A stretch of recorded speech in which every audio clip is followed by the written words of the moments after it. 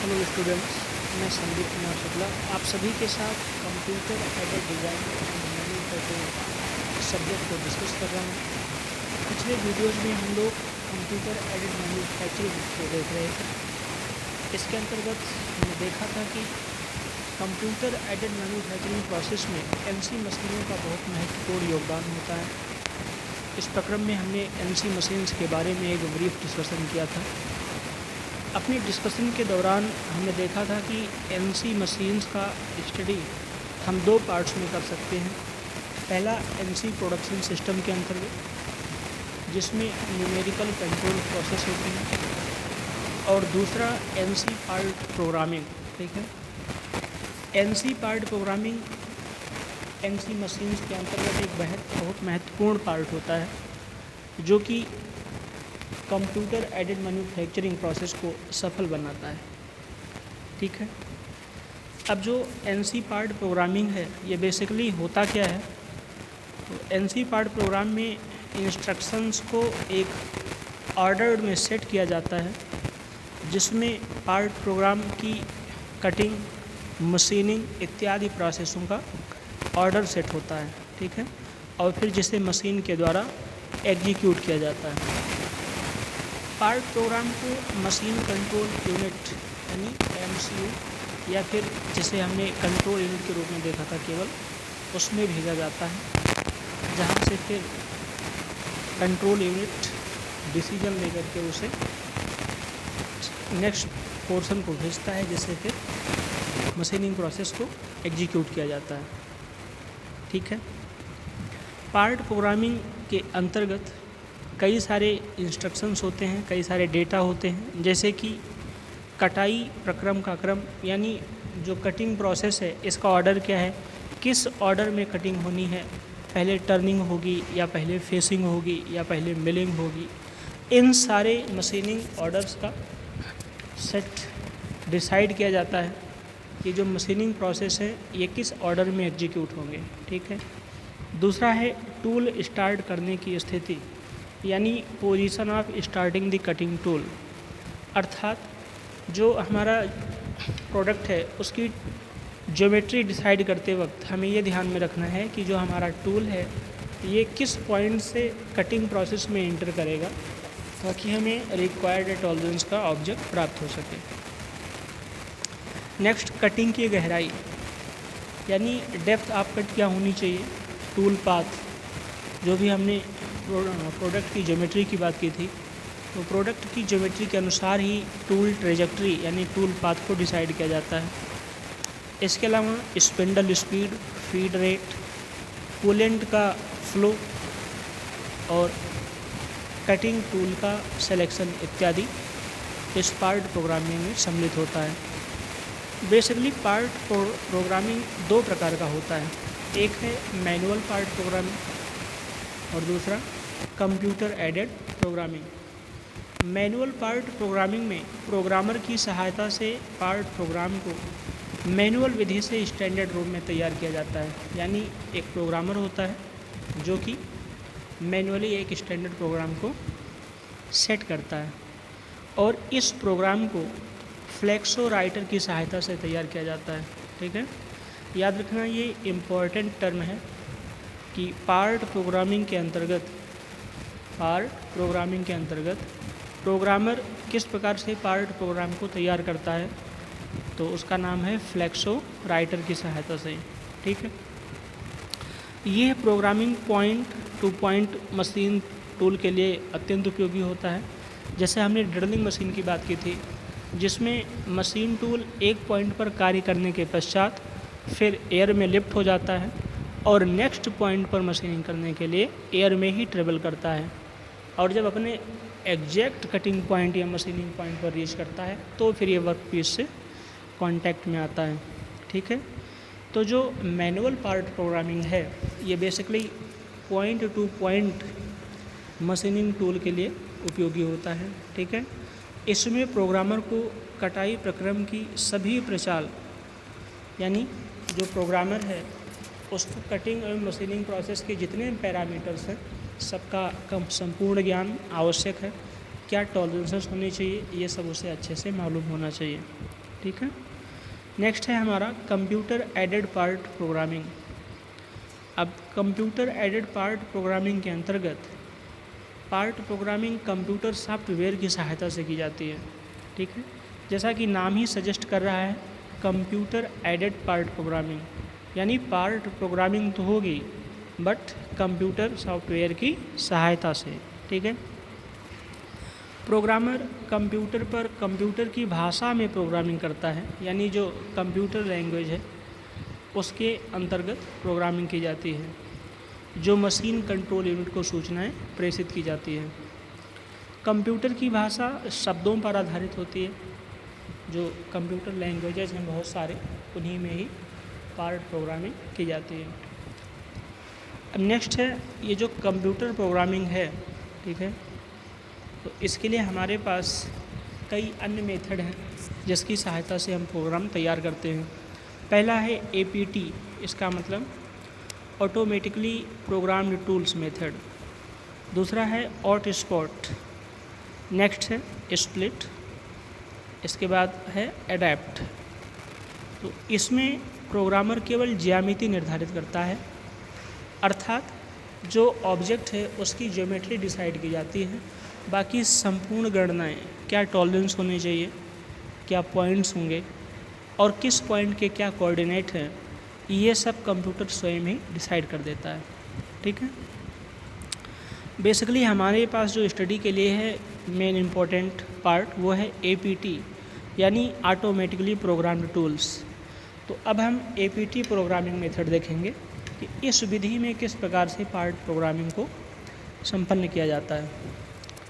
तो APT का पहले तो फुल फॉर्म आपको पता होना चाहिए, जिसका मतलब है ऑटोमेटेड प्रोग्राम टूल या फिर ऑटोमेटिकली प्रोग्राम टूल्स, ठीक है, ऑटोमेटिकली प्रोग्राम्ड टूल्स।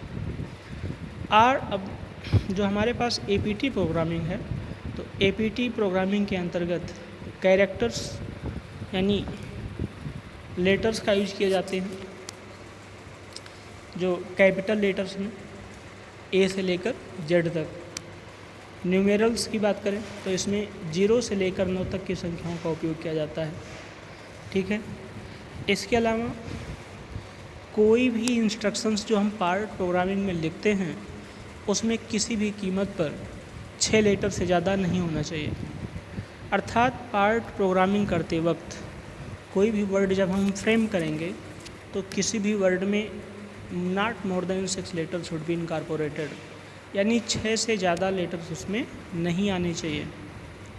अब उदाहरण के लिए मान लीजिए हमारे पास एक लाइन लिखा है, line is at an angle of 45, line is at an angle of 45।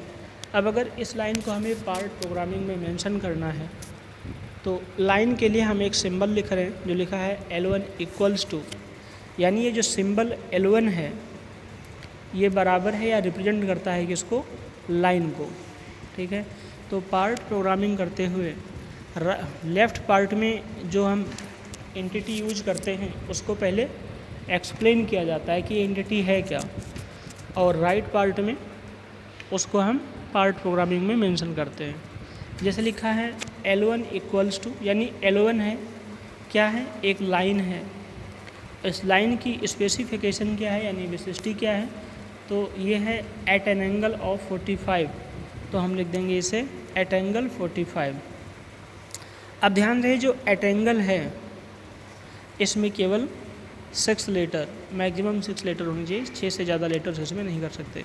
तो पार्ट प्रोग्रामिंग करते समय हमें इस बात का ध्यान रखना है कि हम किसी वर्ड में 6 से ज़्यादा लेटर्स का उपयोग नहीं करेंगे और इसके द्वारा ही हमारी इन्फॉर्मेशन पूरी तरह से इसमें आ जानी चाहिए। इसी प्रकार दूसरा हमारे पास एक पॉइंट है, जैसे लिखा है C1 equals to circle slash P1, 20, यानी जो C1 है एक एंटिटी को रिप्रेजेंट कर रहा है और वो एंटिटी क्या है, सर्कल, और स्लैश लगा करके उसकी स्पेसिफिकेशन यानी विशिष्टि की गई है।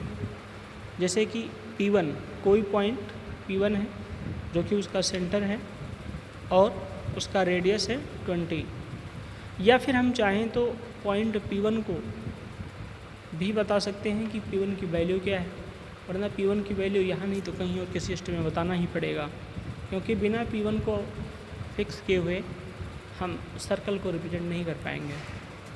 तो फिर पूरा अगर एक ही बार में हम इसे मेंशन करना चाहें तो लिख सकते हैं C1 इक्वल्स टू सर्कल, यानी C1 जो एंटिटी है वो किसी सर्कल को व्यक्त कर रही है, और स्लैश जो P1 पॉइंट था जिसे हमने सेंटर कहा था सर्कल का, अब उसको हमने एक्सप्लेन कर दिया है और उसकी वैल्यू लिख दिया 2,0, और दूसरा पॉइंट है हमारा 20 जो कि रेडियस को व्यक्त करता है।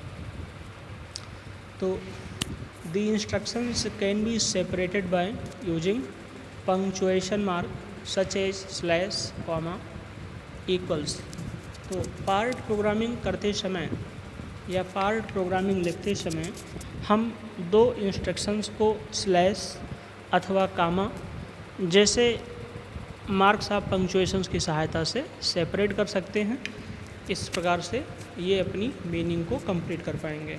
ठीक है, तो ये ध्यान रखना है कि जब हम पार्ट प्रोग्रामिंग करेंगे तो इस दौरान दो अलग अलग इंस्ट्रक्शंस को सेपरेट करने के लिए मार्क्स ऑफ पंक्चुएशन का उपयोग आसानी से कर सकते हैं। ठीक है, अब पहला है हमारा स्लैश। ये स्लैश क्या बताता है? तो इट डिवाइड्स, ये डिवाइड करता है किसको? The statement in 2 sections. अर्थात जो पार्ट प्रोग्रामिंग में स्टेटमेंट हम यूज करने वाले हैं या स्टेटमेंट बना रहे हैं उसको ये 2 पार्ट में डिवाइड कर देता है। कहते हैं टू द लेफ्ट, जो बाएं पार्ट में बाया पार्ट है वो left are major words and to the right are word which modify left side word. तो स्लैश के जो लेफ्ट साइड में वर्ड होता है वो मेनली एंटिटी को बताता है कि कौन सी एंटिटी है, और राइट साइड में उस एंटिटी की स्पेसिफिकेशंस यानी विशिष्टि दी जाती है, अर्थात उसे एक्सप्लेन किया जाता है।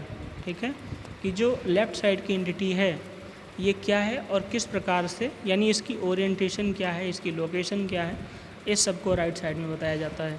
जैसे हमने लिखा था L1 इक्वल्स टू लाइन और स्लैश लगा के राइट साइड में लिखा था एट एंगल 45, यानी जो लेफ़्ट साइड का पोर्शन है L1 इक्वल्स टू लाइन, ये एंटिटी को बता रही है कि जो L1 एंटिटी है वो लाइन है और इसकी ओरिएंटेशन यानी लोकेशन क्या है, तो कहा गया एट एंगल 45, यानी ये लाइन 45 डिग्री पर है। इसी प्रकार C1 equals to circle slash P1 20, यानी जो स्लैश है इसके लेफ़्ट साइड में जो वर्ड हैं वो एंटिटी को बता रहे हैं और राइट साइड में स्लैश की जो पार्ट है वो इस एंटिटी को एक्सप्लेन कर रहा है, इसको व्याख्या कर रहा है। ठीक है, तो इस प्रकार से स्लैश हमारे पार्ट प्रोग्रामिंग के सेंटेंस को 2 पार्ट्स में बांट देता है। उसके बाद है हमारे पास कॉमा। तो कॉमा क्या है?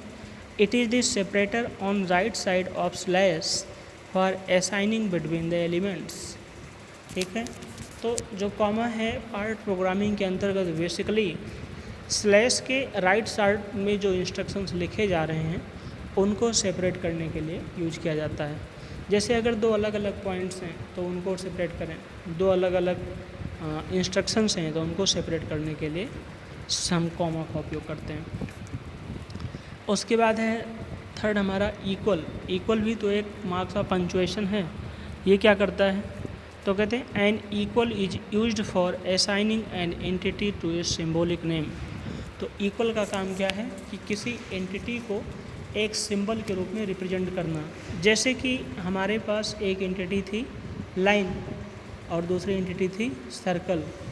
इन लाइन और सर्कल को ये जो इक्वल है इसने L1 और C1 के रूप में रिप्रेजेंट कर दिया है। ठीक है, तो इक्वल का क्या काम है कि जो स्लैश के लेफ़्ट साइड में एंटिटी है, जो वर्ड है, उसको किसी सिंबल के द्वारा रिप्रेजेंट करना। तो लाइन को इक्वल ने रिप्रेजेंट कर दिया है L1 से और सर्कल को इक्वल ने रिप्रेजेंट कर दिया है C1 से। तो ये बात आपको ध्यान होनी चाहिए। ठीक है, उसके बाद हमारे पास एक नोट है, याद रखें कि no special character will be allowed in APT part programming as while writing symbol first character must be letter. ठीक है, तो APT पार्ट प्रोग्रामिंग के अंतर्गत हमें कोई विशेष सिंबल्स का उपयोग नहीं करना चाहिए, और अगर हम कैरेक्टर्स को पार्ट प्रोग्रामिंग करते हैं तो जो पहला लेटर होना चाहिए वो कैरेक्टर ही होना चाहिए। यानी हम न्यूमेरल से, संख्याओं से पार्ट प्रोग्रामिंग की शुरुआत नहीं कर सकते। अब इसमें अरिथमेटिक ऑपरेशंस होती हैं, इनके सिंबल्स और इनके उपयोग क्या हैं ये ज़रा देख लेते हैं। तो अगर एडिशन हमें करना है तो हम उसे प्लस के द्वारा रिप्रेजेंट करेंगे, सब्ट्रैक्शंस को माइनस से, मल्टीप्लिकेशन को स्टार से, और डिवीजन को इस लाइन स्लैश से, और एक्सपोनेंशियल को डबल स्टार से रिप्रेजेंट किया जाता है। ठीक है, ये अरिथमेटिक ऑपरेशंस में यूज्ड होने वाले सिंबल्स हैं जिनका उपयोग हम पार्ट प्रोग्रामिंग के दौरान करते हैं। ठीक है, तो ये आपको याद होने चाहिए कि एडिशन के लिए प्लस, सब्सट्रैक्शन के लिए माइनस, मल्टीप्लिकेशन के लिए स्टार, डिवीजन के लिए स्लैश, और एक्सपोनेंशियल के लिए डबल स्टार। ठीक है, अब नीचे हमारे पास एक ज्योमेट्री दी हुई है, इसकी आधार पर, इस ज्योमेट्री के आधार पर हमें एक पार्ट प्रोग्रामिंग मेंशन करना है। तो हम पार्ट प्रोग्रामिंग पर आगे बढ़ें उससे पहले ज़रूरी है इस ज्योमेट्री को बहुत अच्छे से ज़रा समझने की प्रयास करते हैं। ठीक है, अब ध्यान से देखें, ये जो ज्योमेट्री हमारे पास है, ठीक है, इस ज्योमेट्री को अगर देखें तो पहले हम इसका ओरिएंटेशन यानी लोकेशन अच्छे से समझ लेंगे तो पार्ट प्रोग्रामिंग लिखते समय हमें कोई परेशानी नहीं आएगी। ठीक है, अब जैसे ध्यान से देखिए, इस डायग्राम में हमारे पास दो एक्सिस हैं और इन दो एक्सिस के मध्य में हमारे पास एक डायग्राम में बना हुआ है। अब इस डायग्राम के विभिन्न एजेस की, कॉर्नर्स की, ये जो रेफरेंस एक्सिस हैं इनसे क्या दूरियां हैं। ठीक है, तो अगर हमें ये सारे पॉइंट्स की डिस्टेंस, कोऑर्डिनेट्स पता होंगे तो APT प्रोग्रामिंग करते वक्त हमें आसानी होगी। जैसे अगर हम ध्यान से देखें तो जो हमारा ये लोअर लेफ़्ट कॉर्नर है, ठीक है, ये वाला पोर्शन लोअर लेफ़्ट कॉर्नर, इसकी अगर हम अपने रेफरेंस एक्सिस से दूरी देखें तो दिख रहा है पॉइंट का नाम है P2, ठीक है, और इसका कोऑर्डिनेट है 20,20, अर्थात ये इस पॉइंट P2 पर x एक्सिस से भी 20 यूनिट और y एक्सिस से भी 20 यूनिट की दूरी पर होगा। इतनी बात समझ में आई होगी आई थिंक। ठीक है, उसके बाद हम नेक्स्ट पॉइंट को देखें तो जब हम ऊपर चलते हैं तो हमें एक और पॉइंट मिलता है, ठीक है, जिसे हमने P1 कह दिया। इस पॉइंट को हमने P1 कहा है, लेकिन जब हम P2 से P1 की ओर गए तो हम एक लाइन के रूप में गए हैं, ठीक है, एक रेखा के रूप में गए हैं और हमें इस लाइन की लंबाई पता होनी चाहिए। तो P2 से P1 के बीच जब हम गए एक लाइन के द्वारा तो हमें 80 यूनिट चलना पड़ा। ठीक है, कितनी यूनिट? 80 यूनिट। तो इस प्रकार से जो पॉइंट P2 से शुरू होने वाली लाइन है और पॉइंट P1 पर समाप्त हो रही है उसकी लंबाई कितनी है? 80 mm। तो अगर अब इस पॉइंट P1 की हम रेफरेंस एक्सिस से दूरी देखें तो ये कितना हो जाएगा? ये लगभग 100 हो जाएगा, क्योंकि P2 से P1 के बीच की दूरी 80 है और रेफरेंस एक्सिस से P2 की ऊंचाई 20 है। तो रेफरेंस एक्सिस से P1 की ऊंचाई टोटल कितनी आ जाएगी? 100 आ जाएगी। ठीक है, इस प्रकार से सारे कोऑर्डिनेट्स को हम देख लेंगे।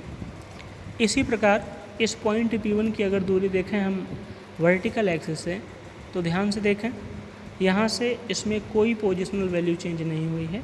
तो जिस प्रकार से P2 की दूरी वर्टिकल एक्सिस से 20 थी ये वाली, उसी प्रकार P1 की दूरी भी वर्टिकल से कितनी है? 20 ही है। तो जो हमारा P1 कोऑर्डिनेट आ रहा है इसके कोऑर्डिनेट हम लिख सकते हैं P1 के लिए P1 20,100। ठीक है, नेक्स्ट है हमारे पास, हम इससे फिर आगे चलते हैं तो हमें एक लाइन L2 दिखाई पड़ती है और ये L2 45 डिग्री इंक्लाइंड है। ठीक है, उसके बाद उससे आगे हमें फिर एक लाइन L3 दिखाई पड़ती है, फिर हमें एक कर्व C1 दिखाई पड़ता है फिर हमें फिर एक लाइन L4 दिखाई पड़ती है, यानी जब इस डायग्राम पर हम क्लॉकवाइज मूव कर रहे होते हैं तो ध्यान रहे सबसे पहले पॉइंट P2 दिखा, उसके बाद लाइन L1 आई, फिर लाइन L2 आई, फिर जो कि 45 डिग्री इंक्लाइंड है हॉरिजेंटल से, फिर लाइन L3 आई और L3 के एंड पॉइंट से शुरू होता हुआ एक कर्व C1 दिखा और C1 के सेकंड एंड से शुरू होती हुई दोबारा एक लाइन L4 दिखी और L4 के लास्ट एंड से हमें पुनः एक कर्व दिखा C2 जो कि जाकर के C2 की दूसरे एंड L5 से समाप्त हुई और L5 का दूसरा एंड आकर के पॉइंट P2 पर बंद हुआ। इस प्रकार से हमें एक क्लोज्ड डायग्राम, क्लोज ज्योमेट्री प्राप्त हुई। तो अब इस ज्योमेट्री में जितने लाइंस हैं, जितने पॉइंट हैं, जितने कॉर्नर्स हैं, इन सब की कोऑर्डिनेट हमें मालूम होना चाहिए। अगर इनके कोऑर्डिनेट्स मालूम होंगे तो हम इनके प्रोग्रामिंग को आसानी से देख सकते हैं। ठीक है, तो आइए अब इनके प्रोग्रामिंग को हम लिखने का अभ्यास करते हैं, कैसे इनकी प्रोग्रामिंग को मेंशन करेंगे। ठीक है, तो अब जैसे हमारा पॉइंट P2 है, ठीक है, P2, तो इसे हम पार्ट प्रोग्रामिंग में लिखेंगे।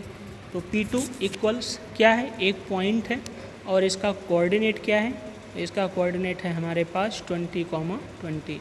यही, कुछ स्पेशल नहीं करना है, जो हमारी ज्योमेट्री दिख रही है उसी को लैंग्वेज में लिख देना है और बाद में कंप्यूटर की सहायता से इसकी प्रोग्रामिंग सेट कर देनी है।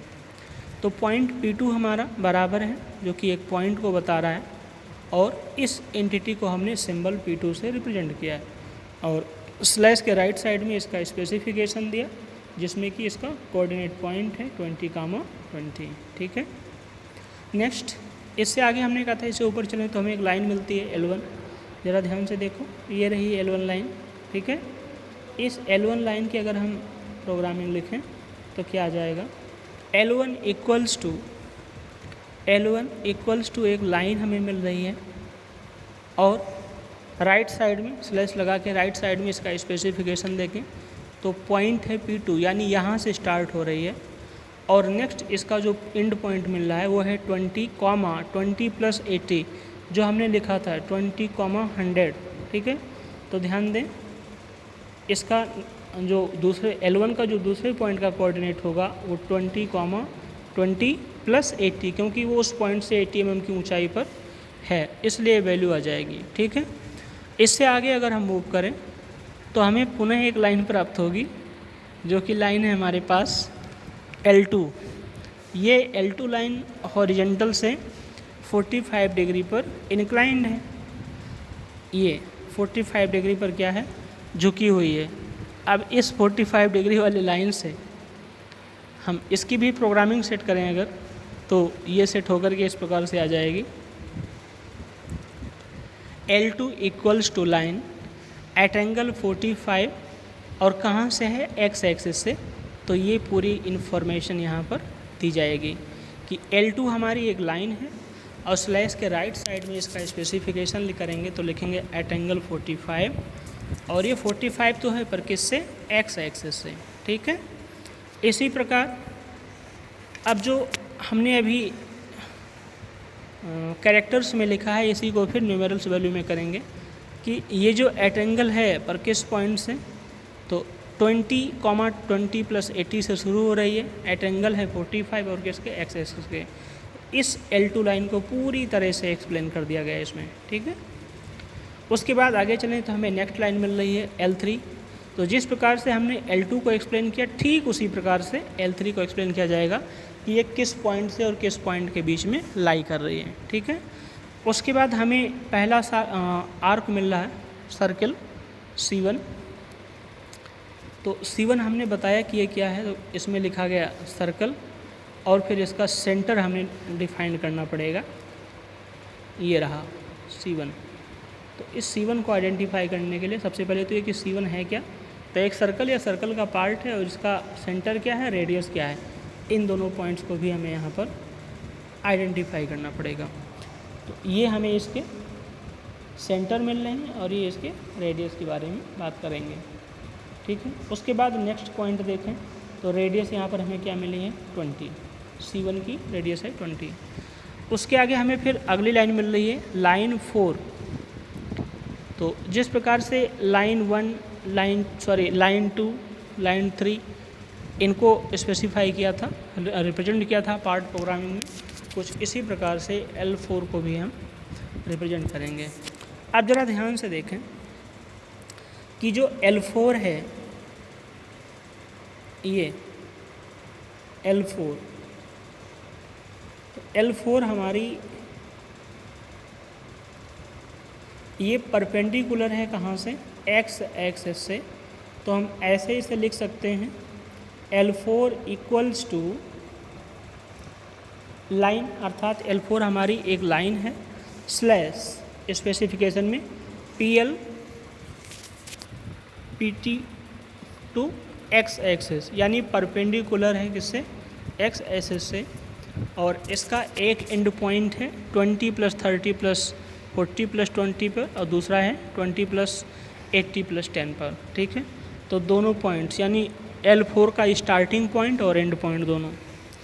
उसके बाद फिर हमें एक और लाइन मिलती है L1। उसके पहले ये जो पॉइंट P1 है, इसको हमने आइडेंटिफाई कर दिया है कि ये P1 पॉइंट क्या है, किस प्रकार से है।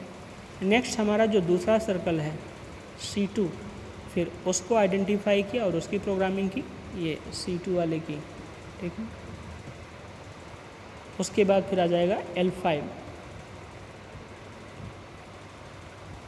L5 के बारे में हमने बताया। और यहाँ जो पॉइंट जो कर्व A1 है, तो A1 के लिए हमने लिखा कि ये आर्क है, और जो पॉइंट P1 से शुरू हो रहा है और इसके कोऑर्डिनेट ये पॉइंट हैं। तो ये आर्क वाला देख लीजिए ज़रा। ठीक है, ये रहा आर्क। तो A1 हमारा यहाँ क्या रिप्रेजेंट कर रहा है, किसी आर्क को रिप्रेजेंट कर रहा है। और ये पॉइंट यहाँ इस P1 से शुरू हुए हैं और इसके सेंटर पॉइंट है ये पॉइंट P1, और P1 ही इसका क्या है, सेंटर पॉइंट है। तो इस सेंटर पॉइंट को डिफाइन करेंगे कुछ इस प्रकार से, R/P1 और फिर ये सेंटर पॉइंट।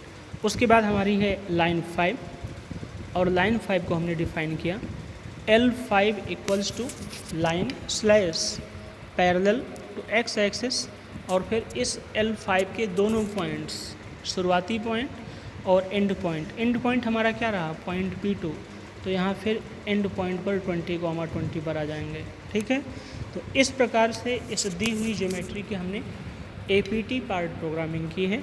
ऐसे और भी जितने भी ज्योमेट्री बनते हैं उनकी पार्ट प्रोग्रामिंग इसी ढंग से की जाती है। ठीक है, उम्मीद है आपको पार्ट प्रोग्रामिंग की कुछ बातें समझ में आई होंगी। हालांकि ये पार्ट प्रोग्रामिंग जब हम प्रैक्टिस करेंगे अगेन एंड अगेन ज्योमेट्री बना के, तो हमें इसमें विशेषज्ञता हासिल हो पाती है। ठीक है, पर फिर भी एक हमने इंट्रोडक्टरी पार्ट से देखा, और इसी पार्ट को हम बेस बना करके आगे भी पार्ट प्रोग्रामिंग को कैरी ओवर कर पाएंगे। ठीक है, तो इसी के साथ ये पूरा चैप्टर समाप्त होता है। आप लोग इसे देखेंगे और इस पर आगे पार्ट प्रोग्रामिंग का भी मौका मिला तो आगे कैरी फॉरवर्ड करेंगे। ठीक है, थैंक यू सो मच।